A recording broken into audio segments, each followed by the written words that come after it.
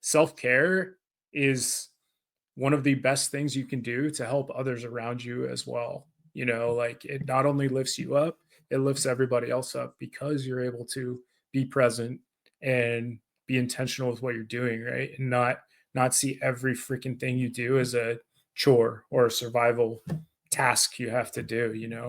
And it's easier said than done, obviously, but Yeah. that should be the goal, is getting yourself to that point where you're not just surviving, like you're thriving and you have a way to frame things in a positive mindset, right? So that yeah, you can impact positive change on other people too.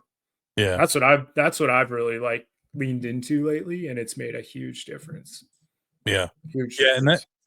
that's what happened, like, as a police officer. It still continues to happen, right? And I especially felt it, even more so when I was going through, like, my dark times is, you go to work, right, as a police officer, any first responder, military guy, whatever, Yeah. and you take all of your problems, you have to put them aside because you have to deal with other people's problems and figure life out for them, right? Yep. And they want all the answers right then and there in your first 30-second, show up on scene and, either it's chaotic or, they're out of control 7-year-old and they don't know how to parent, right? And they want you to parent their kid, right?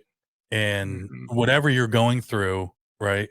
You have to put it aside, deal with somebody else's problems. But then when you're driving home, right?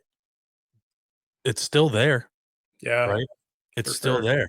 And one of the big things that I learned you know, is you're never gonna be 100%, right? Yeah. If you say you're gonna be 100% if you do XYZ and you strive for perfection, or what happens when you're perfect? Perfect perfection, it doesn't Yeah. exist because No. you're limiting yourself to growth. Right? If Yeah. you're saying that everything that you do when you get to this certain level is gonna be perfect, right? You're already setting yourself up for failure. Yeah. Because what happens if Exactly. it's not exactly how you want it, right? It's not Yep. perfect, right? Yeah. You view yourself we're our biggest self-critics as a failure, right? Yep. And, I always say that, 100% effort equals success. Yeah.